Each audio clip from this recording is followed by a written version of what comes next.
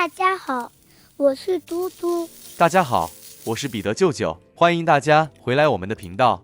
今天我们来分享个简单家常料理——苦瓜煎蛋，成品香喷喷，苦瓜不苦，很好吃。煎中当然少不了一些小诀窍，欢迎大家一起来看看。舅舅的苦瓜煎蛋好棒！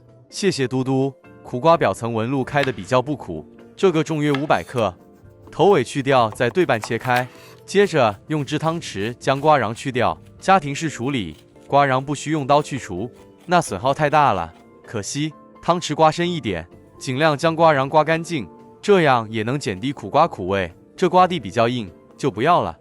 接着切成2至3毫米的薄片。至于刀工不好的朋友，稍微切厚一点也没关系，不要担心。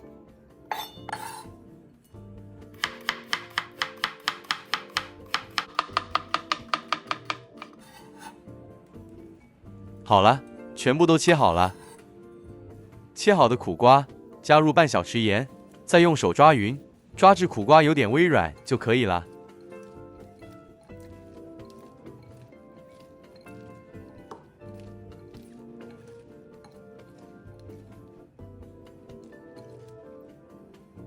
好了，搁置5分钟。趁这5分钟空档，将50克洋葱切成粗丝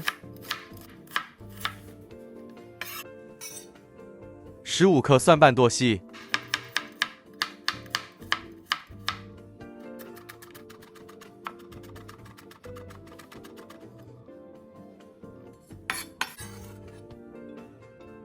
好了，取出腌渍了5分钟后的苦瓜，用清水清洗至少2遍。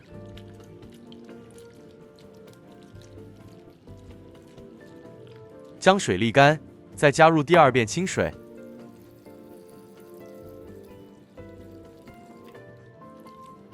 接着再用手抓一抓，然后再将去掉盐分的苦瓜挤干，尽量将苦瓜水分挤干。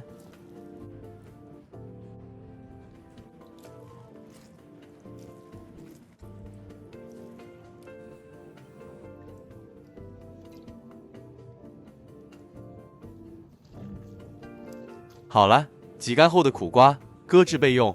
备好个干货，炉开中火，再将洗净后的咸菜脯15克、甜菜脯25克一起放火里炒干，炒香。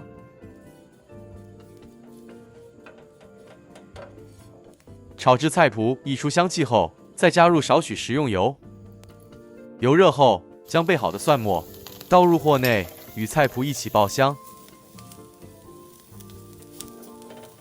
蒜末爆香后，再将预先备好的苦瓜加进来，与锅里菜脯与蒜末一起拌炒，待所有食材拌炒均匀后，摊平，尽量让锅里食材受热均匀，用文火慢慢将苦瓜煎香、煎软。煎中必须将苦瓜翻面，苦瓜才会均匀受热，这样才会释放出苦瓜的特殊香气。哇，很香了！是的，真的很香了。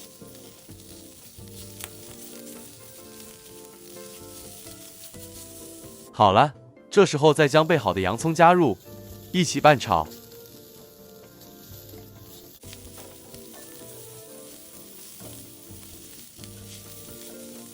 炒洋葱一定要加点水，这样洋葱才会释放甜味。舅舅这里加了1大匙。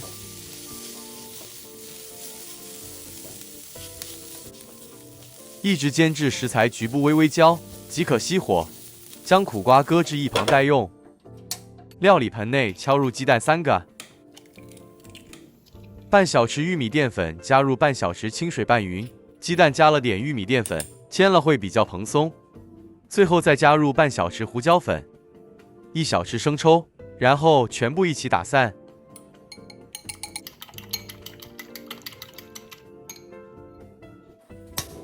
炉开中火，预热2大匙油，再将苦瓜倒入鸡蛋内，一起拌匀。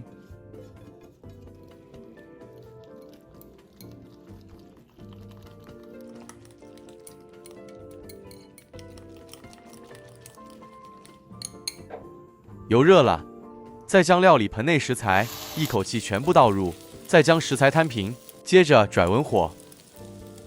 因为食材有点厚度，这时候可借助锅铲像视频中这样，将鸡蛋戳一戳，确保底下的蛋液受热均匀，这样成品色泽才会均匀好看。待底部煎至微微焦后，即可翻个面。哇，漂亮！很满意。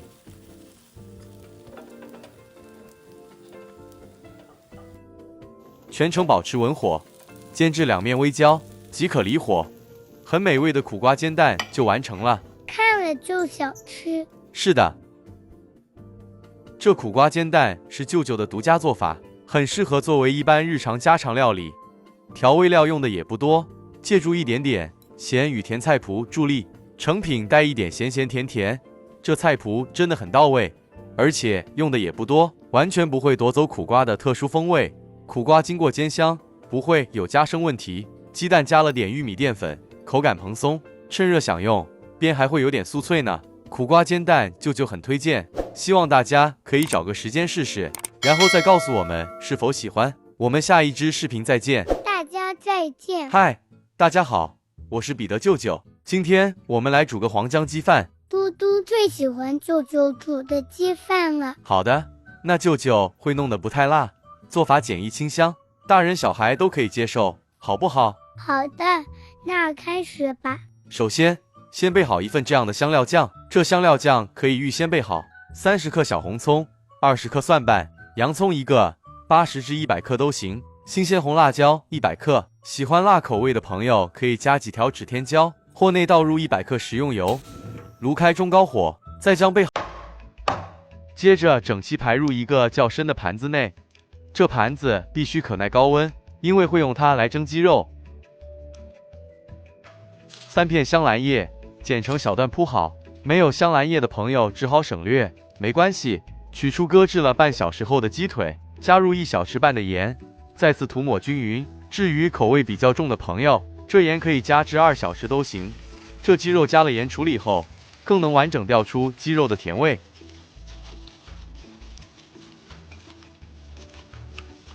好了，这样就好了。将抹过盐后的全鸡腿整齐排入盘子内，千万不要重叠，避免局部蒸不熟。加入几片生姜、洋葱，这样一会蒸熟后的鸡肉就不会有生肉味的问题了。锅里水预先煮开，垫上蒸格，再将鸡肉放入蒸格内，大火蒸20分钟。